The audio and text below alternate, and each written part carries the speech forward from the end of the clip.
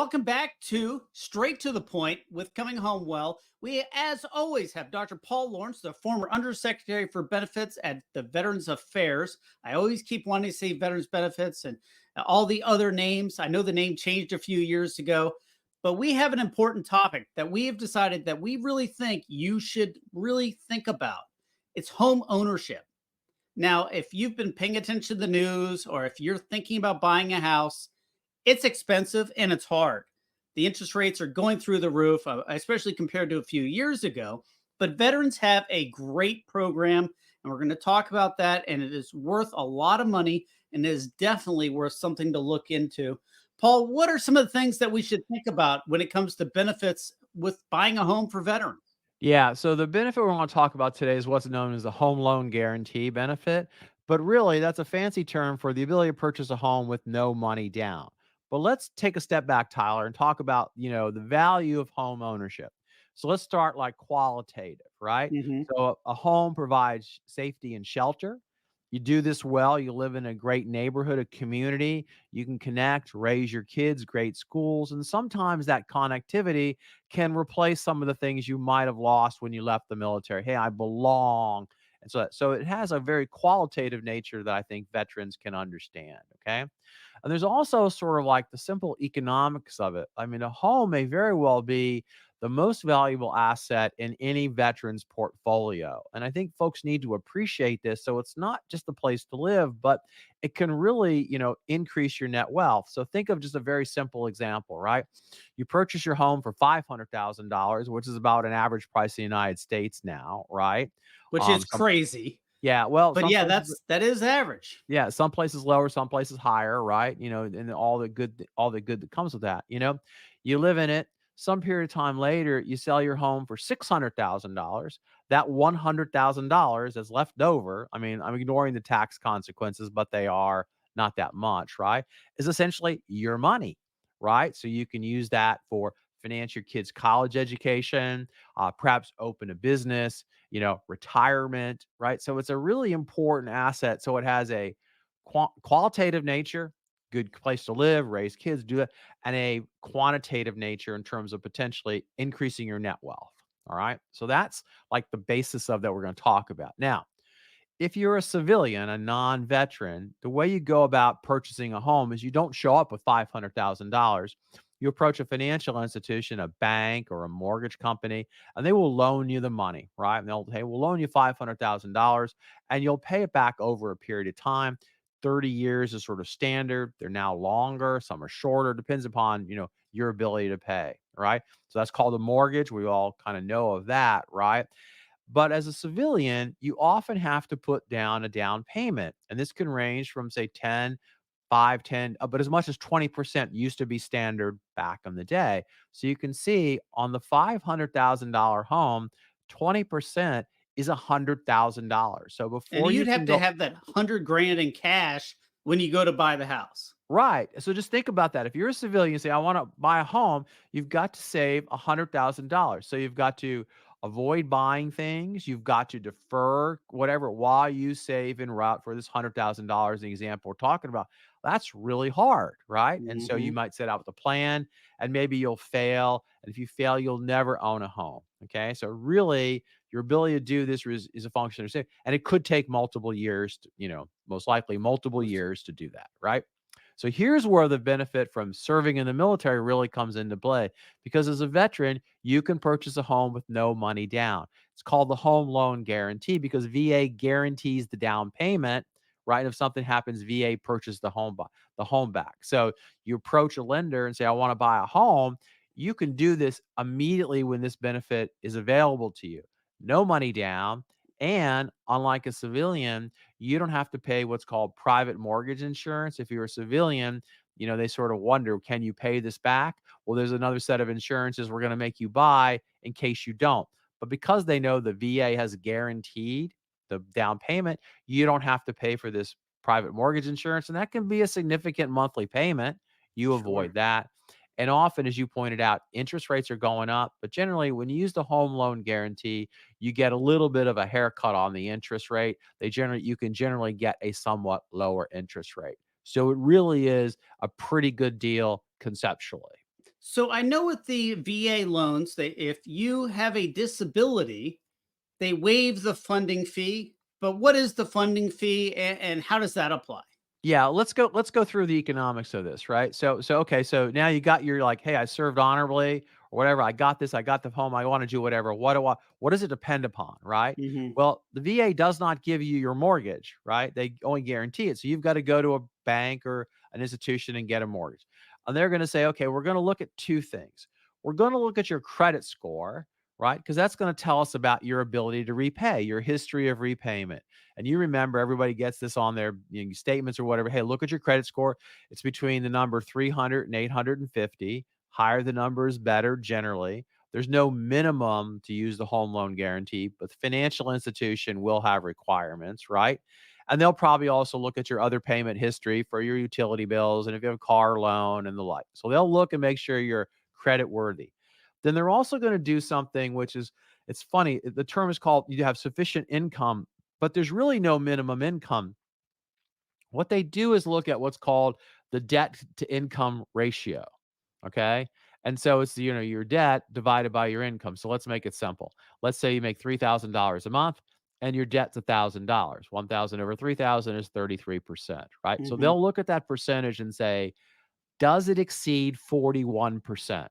Because if it exceeds 41%, we worry that, you're paying other debts and now you get a mortgage. It will be too much. Financial institutions will have their own numbers, but they'll look at two things, essentially your credit worthiness and your debt to income ratio. Okay. That's the two things they're going to look at before they will approve you. Okay. So again, there's a great benefit because you don't have no money down, you don't have to save, but you really do have to have your financial act together to be able to get a mortgage. Right. So Okay. if the mortgage is like 2,500 a month and you make 3,000 a month, they go, hey, this is probably a little bit too much house for you because This then is you have not to going to pay work. insurance, electricity, all the other things. You're not going to have enough money. Yeah. So then let's go through kind of what happens and we'll get to the funding fee kind of last. Okay. So what goes through? Okay. So we're going to go through the steps real quick here. You have to obtain your certificate of eligibility from the VA, and we can talk about that in a minute. Okay. Select the lender, find a home, get the home appraised by the VA, and we'll talk about that in a second. Confirm your loan is approved, then close on your home and move in. Okay. So you can see you've had to touch the VA two times. Hmm. So things could go wrong at that point. So let's explain it. Okay. You get your certificate of eligibility from the VA. And actually, you can do this online at va.gov and it works very, very fast. Generally, these things are done in like minutes. Okay. You can uh, do it on a mail-in form. And often your lender, if they're connected to the VA system, can do this for you. Okay. Hmm. But basically, this confirms that you, in fact, are eligible to use the home loan guarantee. So you often have to produce some information about your service to include your DD 214. Okay. So you got this. Now you have your COE, you're ready to go. Found the home. Now, the home has to be appraised by a VA approved appraiser because you can imagine they want to make sure it's equal to the appraisal is equal to or greater than the amount you're going to purchase, right? So if your $500,000 home appraises for $500,000, great. If it appraises for $550,000, way to go. You've gotten a good deal.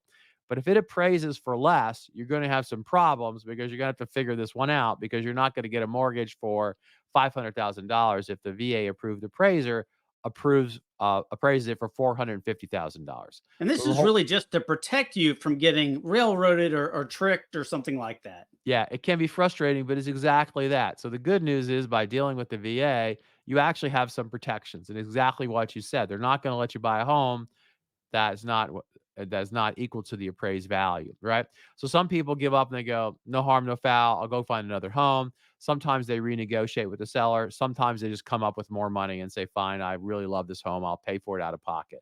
So there's a lot of different options, but Hmm. to include choosing a new home. Now, what does this cost? That's the question you were asking, the funding fee. So on every one of these mortgages, VA charges what's called a funding fee. And the funding fee is essentially how they administer the program, right? So it's a funding fee. Now, the funding fee is kind of hard to calculate. And again, you can find this on va.gov, but it's a function of two things really. How many times have you used the program? This is your first time or your second or more time. And how much is your down payment? Because even though you couldn't put no money down, some people put money down. Okay. they will look at this and say, hey, it's a percent or a two or something like that. Okay. And the choices are you can write a check at closing, or what most people do is they roll it into the mortgage. Okay. So your mortgage is for $500,000. Hey, it could be $10,000 funding fee. They make the mortgage $510,000 in our example. Okay. And that's kind That of a makes sense. standard thing. And you pay it over 30 years. And so it's an extra $2 a month on your mortgage. And it all kind of works out well. Now, what you're asking is the funding fee ever waived? And the answer is yes, it can be. Okay. And it's generally if you are service connected, you have a disability that's recognized by VA, and your funding fee will be waived. And again, you can find out more about that at va.gov. But here's an interesting thing that your viewers or your listeners should pay attention to, which is if you start the process of purchasing your home and your application for disability compensation is in place, okay, you'll purchase your home as if you are not disabled. But Hmm. later, you might get approved for disability compensation. You need to go back and get your funding fee returned to you. Okay. And so it's very important if you're in the process of applying for disability compensation while you're purchasing a home, you have to let everybody know that because, yes, you're not technically service connected yet, and you'll Hmm. have to pay the funding fee, but you will be at one point, and you will be able to get your funding fee returned to you. So So there's a as long little. as you've submitted that claim prior to buying it, and then it takes a year, and you bought a house after 4 months, a year later, they said, "Yep, you've got disability." Whatever they charged you for funding fee, they're going to send you a check.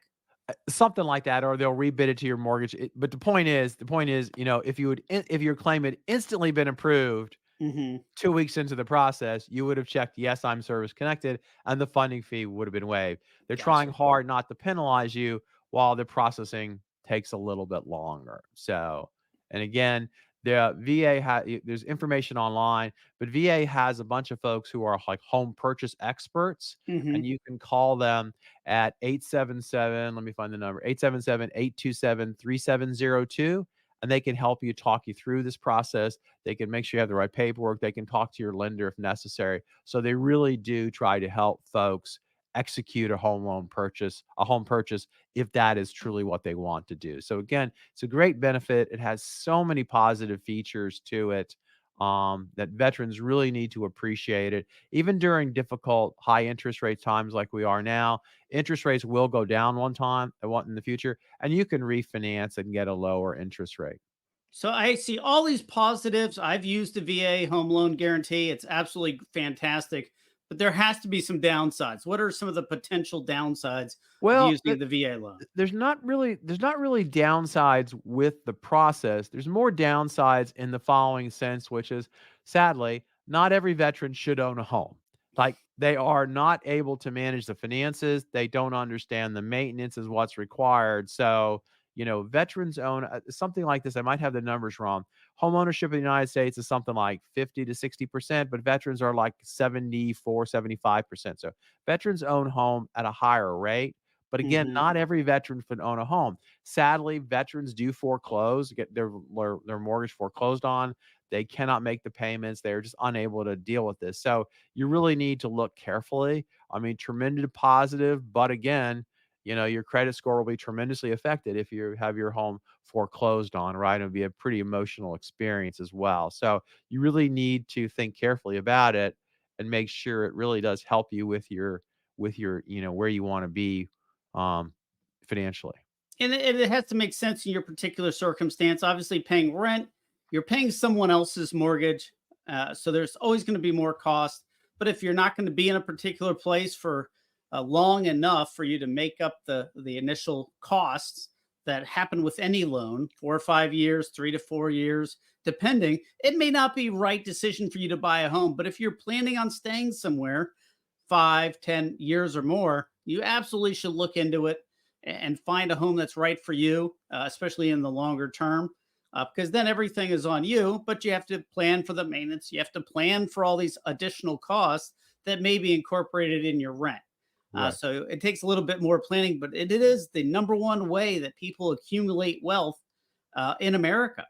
Right, right. And what's really interesting is in this period of time when rents are when rents are going up, Home ownership actually becomes more attractive because you might find, well, I have a high rental payment. Maybe that high mortgage payment isn't that such a stretch. And also, as we all know, mortgage interest, the interest you pay on your mortgage is tax deductible. So it has another kind of feature that makes it actually less costly when you do your taxes. So again, I think, we should always invite veterans, talk to real estate agents, talk to your tax people, but be aware of this. I mean, 74% of the veterans, you, me, like a lot of people have figured this one out. It's a great benefit that goes all the way back to the original GI Bill, 1944, right? They understood how valuable home ownership would be to our veterans and what a great benefit it would be. And it has really turned out to be that way. And this is an important point. You can use it more than once, but not on more than one home at a time. That's correct. That's right. And under special circumstances, if you used it once and you defaulted, you can contact them and you might be able to use it again. I don't remember exactly the circumstances, but you're never out of totally in the penalty box. Paul, that's one of the things that I've learned most from you is that, yes, we think there's some hard and fast rules, but the VA has a lot of grace built into a lot of the rules based on the particular circumstances because they just want to do what's best for veterans. They have to follow their rules, but there's a lot of opportunity to take things into consideration. Right. I think grace is a good word because, of course, folks understand the military. Hey, I got deployed. I got this. Things changed in my life. They get it. You're right. So again, not everybody gets a get out of jail free card, but there are circumstances. And again, this is a pretty powerful benefit. So, I think your listeners I would encourage them kick the tires on this and see if it makes sense. Paul, I leave you with the last word. Is there anything else we should know about the VA's guarantee of home loans? No, there's a lot of other features too. We've gone over it. You can use it. And folks could find out more in my book, for example, or others. You can use it on mobile homes. You can use it for farms under certain circumstances. I mean, again, it's not just a traditional home. So again, you can even use it on multifamily housing. So you could buy an apartment building, live in one, and then rent the other ones out. So there's a lot of different ways you could think about this. And so again, it is finally a lot of folks. We said this earlier, use the equity to start that business they've always imagined. So again, you want to be a vetrepreneur, as they say. You'd be surprised what your home or about what you could get out of your home. Thank you so much for joining us on Straight to the Point with Coming Home Well and Dr. Paul Lawrence. I'm Tyler Piron. Thank you so much for joining us on Coming Home Well.